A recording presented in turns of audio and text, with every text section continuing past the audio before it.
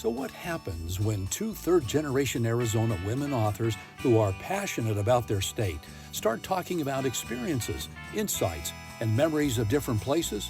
They don't stop talking. They write a book, and then they start a podcast. Welcome to Celebrating Arizona with Julie Morrison and Lisa Schnebly Heidinger. Grab your favorite drink and settle in. We're celebrating Arizona, going everywhere from A to Z. And we're off. And welcome everyone to Celebrating Arizona.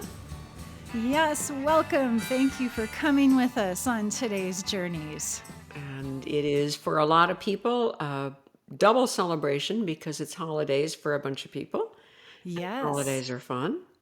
Holidays can be fun. And Yes. they can be excruciating if your life circumstances are not what you think they should be, and everybody else seems to be having a great holiday and you're not. And those are yeah. awful holidays. I don't know if you remember, Julie, you may not be old enough. Never thought I'd share this with this many people. Back in the early days, divorces, like marriages, were published in the paper. And Oh, really? some of you know that I had an extremely blessedly brief first marriage. And my mother called me on Christmas morning one year and said, "Merry Christmas, your divorce is in the paper." Oh, mercy. I thought, the worst part about this, that that's true, or that somehow my mother thought that was fun. And a good one for Christmas. Yeah. You know, that's interesting, though. That's something that we have in common that I didn't realize we have in common. I got notification that my divorce was final. I think it was December 23rd. Oh, for crying out loud. Yeah. It took, or that it had processed through the courts. It then took, almost a year past that to actually get, to get everything resolved. But I got the paperwork. Yeah. Yeah. Well, and of course, let me hasten to say, in hindsight, I should have sent the first husband flowers that day because my life changed radically when I met Tom and has continued to improve every day since, for 35 years now. And actually, well, you know what? I'm going to shut up because we want to hear what you're going to talk about, Julie. Well, first, just let me say that your relationship with Tom is one that I look to, loving that's possible in the world. There are some relationships in my life that I can look at and think, see, people can have that. And yours is absolutely one of those. And so, and in a way, if in a poet's roundabout way, it has to do a bit with where I'm taking us today, which is the very cozy feeling that you get stepping from cool air into a sun-warmed car in Arizona in December. So, and they're linked, of course, because I think the love that Lisa and Tom shares is sort of the visual of the feeling that of the cozy feeling that you get. And this is a very Arizona phenomenon. If you sort of close your eyes and kind of go with me, I am approaching my car at a walk through on an Arizona December day, and it's crisp outside. And we're going to say that we're in Phoenix, like Phoenix or Tucson, because this is sort of an Arizona desert phenomenon here. But it's crisp outside, and the air has a little cool edge to it. And you're just on the edge of chilled as you unlock and climb in and close the door, and you're about to hurry to get the car on and running. And then you realize it's already so lovely and warm, and you slow down and take an extra breath because the warmth inside the car just from the sun coming through the windshield is more than plenty. And maybe you even sit back and close your eyes and pull your coat a little closer and, shift your shoulders a little. And you let out that big sigh that only desert Arizonans use when it drops beneath 70 degrees, thinking, I've missed being warm.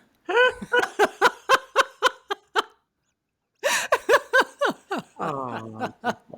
Well, first of all, that is a lovely, lovely, lovely thing that you said. And I am touched and charmed and honored and all those things. Thank you very, very much. It is a wonder to behold using the language of the season. Yes. And a gift to the world to observe you two in it together. Yes. And so, and I imagine that you have in mind to take us somewhere further than just the inside of a car in the Arizona desert. I don't mean to sound ungrateful, but are we done? Yes, that's all yes, that is all the further I am taking us. Yes, because that feeling is sort of iconic, I think, to an Arizona desert winter. And so that's what I have. That's what I have for you. Is my gift to the season is enjoy the inside of your car.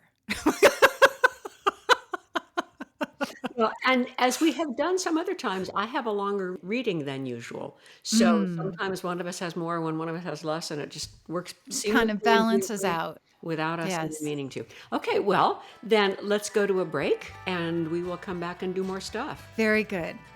One Arizona 250 passport treasure called Domingo Escalante site was named for two Spanish priests who appropriately saw the Arizona Strip in 1776, 250 years ago. They may have been the first Europeans in the area, and Utes warned them about tough conditions. Their route takes you by Poverty Mountain, Hungry Valley, Last Chance Spring, Death Valley, but striking landscape, and now we have cars and safety. Okay, and so now that we are warmly inside a car, having made that long journey from standing to sitting, perhaps Lisa will give us a destination other than right where we are. And actually, you putting us in a car is perfect, because what I planned to do, even before you did this, was bounce us around the state. I have said before, wouldn't it be fun to have aluminum stars in places where things happened? Oh, And fun. because it's the holidays, I was thinking about places where the holidays glimmer like aluminum stars. And I thought, I just can't pick just one. So we're just going to pop in a couple different places. So we will start by, if you were in Phoenix, we'll go south first. And we will spend just a couple minutes in one of your favorites, which is Winterhaven. I just hung up the phone a little bit ago for my friend Betsy, who brought me into Winterhaven when I was in high school. She lived in the house that we decorated that won the first prize. And after that, Winterhaven was my world for the rest of high school and even into college, because all the amazing people lived in Winterhaven. So in those days, everybody would drive through Winterhaven. And when you lived there, or your best friend lived there, you would creep through the traffic to get to her house and then get out of the traffic and then try, it was a very different experience than it is today. But Winterhaven was where my life became amazing. And Pam and Michael and Rick, it was a sacred place when I was in high school. And then at Christmas, of course, it was even more sacred. So Winterhaven deserves everything for being probably one of the places that matters to so many of us, huh? People who have had traditions there. So you just said that Winterhaven is sacred to so many of us. I think that's right, because it's a celebration of so many things, including just light itself. And so it doesn't necessarily have to be a religious celebration. It can be a cultural or a social celebration. And I think often is. I mean, I've seen bands playing there. I've seen, sort of the festival of penguins in cardboard cutouts. I've seen, lights of all and every kind. I think there was a Star Wars house. It's a celebration of gathering as well, which is difficult to celebrate if you are gathering in traffic. But as a pedestrian these days, it's not so bad. And Yeah. I know a couple couples who have become engaged at Oh, Christmas and I Thanksgiving. bet. So yeah, it Yeah. doesn't have to be a larger or religious. It can be very personal and be special Yes. forever too. Yeah. Yeah. Okay. All right. Yeah. So we'll put an aluminum star in Winterhaven because it matters. Then we're Good. gonna go back up the freeway, past the valley, and over to Prescott because I have aluminum star at the Hacienda where you and I have been at Mm-hmm. least once, maybe more. Mm-hmm. And the Hacienda was where I fell in love with Tom. Mm. And we had dinner at Murphy's, and I kept the journal of that event. It was an unexpected.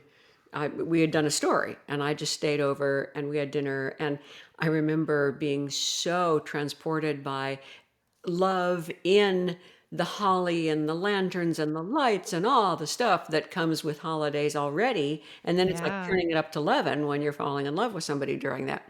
And the staircase was all decorated. And I said, "Ooh, if I sat on the staircase, would you paint my portrait?" And he said, "Sure, but I wouldn't show it to you." And every time I've gone to Murphy's since, I remember that.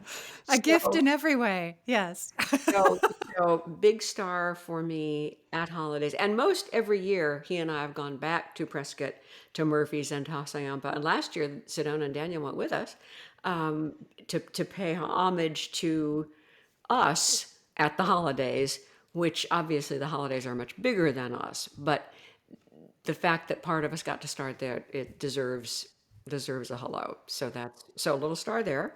Yeah, I can join you in Prescott for holiday because in my church camp years, we had a midwinter camp that happened I didn't between know that. Christmas and New Year's, and it was actually some people's favorite because it was this, again, it was celebration of gathering, regathering, and it's completely the opposite of summer. It's winter. You're coming in from the crush of school and family and friends and holiday and events and performances and finals and stuff. And you have, 3 days instead of a week. But the relationships, it felt like the relationships would activate all the faster for that. And so it was this lovely and somewhat intensive, immersive experience to be there midwinter. So yes, okay, check the box. Winterhaven, Oh, that's Prescott. marvelous. Yes. Okay, Yeah. now I really am hoping the third one's going to work. Okay. Little America. Oh, why not? You bet. Oh, good. Yes. So Yeah. Little America, beginning when I went to NAU and it had just opened, going through the years that the kids were small, and one that I have pictures of that my dad and I had taken them up, and the big St. Nicholas figures in the halls, dressed in every country of the world, were taller than my kids, and they loved those. And Sedona's little pink jacket, little pink boots, and Rye's little yellow jacket and little yellow boots, and all the beauties of holidays, and children in snow who didn't live in Yes. snow. And as Yes. Valley and Tucson products, we remember the magic of snow when you didn't live in snow. And then the day that the morning after I fell in love with Tom, I drove over Mingus through Sedona into Flagstaff with my world rocked and shimmering, and I didn't know what to do with myself. Anything felt too small or too big. And so I went to Mm, Little America. I took my journal. I ordered a chicken salad. I sat looking out at those magical lights and yes. wrote about falling in love with Tom. Oh, And fast forward then to when Ryan and I shared a house up there, and I would go once a week, and he was always there. And we had a beautiful dinner at Little America. And halfway through dinner, all the lights out the windows came on. And I was so overwhelmed with, I'm back where I was writing about Tom, and now I'm with his son, and we're having dinner. And I got tears in my eyes and said, "Sorry, it's just so beautiful." And after that, Rye, for the rest of the time, love to come into a room occasionally, turn on the lights and say, "Oh, did I make you cry?" Which is now another good holiday Yes. memory of Little America. So do you have a Little America story? I don't know that I have a story, but I know that I have been through Little America and that it is that they are indeed magical lights. They absolutely Oh, are. good, you've seen the Yes. I've light. seen the lights. I have walked through the lights and marveled and, and had that, um, that the very sort of jolly and twinkling feeling, that is somehow possible in lights. Um, not all of my holidays have been great because of different relationships, but lights are always a kind of magic that I can enter. Yes. So yes, salute to the Little America lights. Absolutely. Yes. I can't tell you how suffused in joy I am that this show was all these places for both of us. I don't Isn't think that we've ever cool? done that. Yeah. We've never Yeah. had 3 for 3. And Maybe or not. maybe 4 for 3 Yeah. because I've certainly appreciated getting into a lone car in a desert community during Thanksgiving. So 4 for 4 that we Okay. had shared experiences in. That's fun. Yeah, Isn't that lovely? it is. Ah, Yeah, it really is. Yeah. That's very fun. I'm about to cry again, and then you can say, no, I won't. Let's break instead, and we'll come back and read Great. things. This Arizona passport site is 95 years old. A hunter and collector started the huge timbered building called the Zoo today, but the Museum Club, with all the wild animals he kept through taxidermy. Some say it's northern Arizona's favorite dance hall, hosting country stars for decades. Known for its rustic charm and lively atmosphere, Museum Club hosts free line dancing Thursdays on Route 66, also centennial year. So we're back and we're glimmering in holiday dust, and we add a poem to the festivities. We sure can. So, um, continuing with my being inspired by other writers, there's a poem called Lullaby by Louisa May Alcott. And I hadn't necessarily known her as a poet, I but she was, didn't. yeah, but I found Lullaby and thinking about that feeling, the cozy warmth, of a sunlit, sun-warmed car, I remade her poem into By and By. So this is By and By.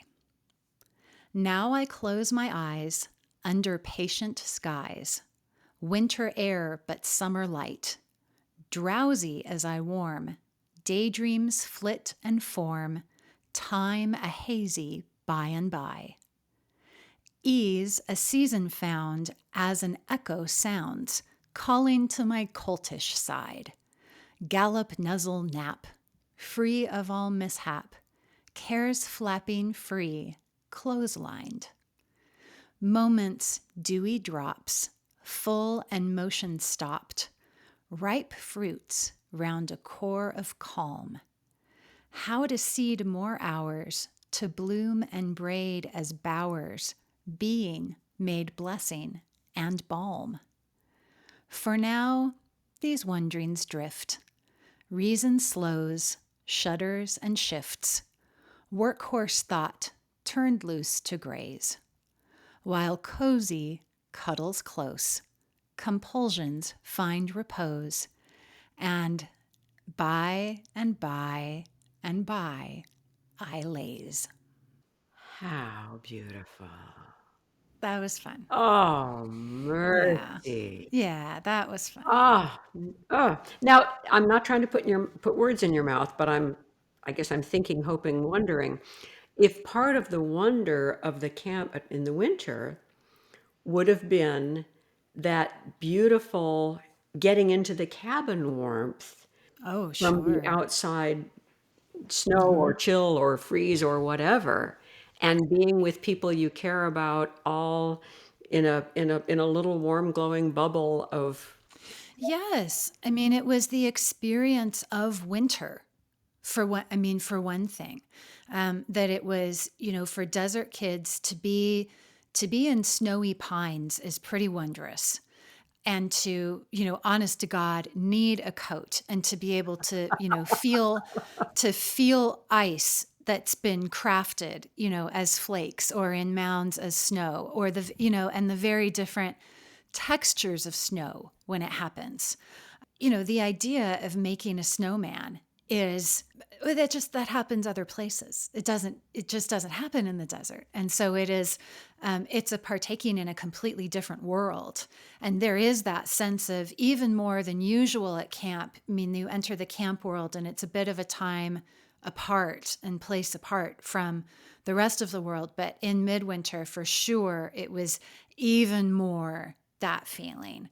Yeah. And then, the feeling of going, and then the differences of being out in the cold, of feeling alone in your coat, because no matter, I don't know, unless you're holding on to someone, whether you're in a group or not, I think if you're cold, you feel alone. That's a good But, observation. and then to go from that to the, yes, to the warm and lit and heated room. These were far more dramatic images for sure, and Yeah. experiences. Yeah. How Yeah. lovely. Yeah, And it was. like being transported to fairyland, and your friends were there. Yeah. And that Yeah. doesn't always work, but in that Yeah. case, it does. Yeah. Yeah, it was. Beautiful. Yeah.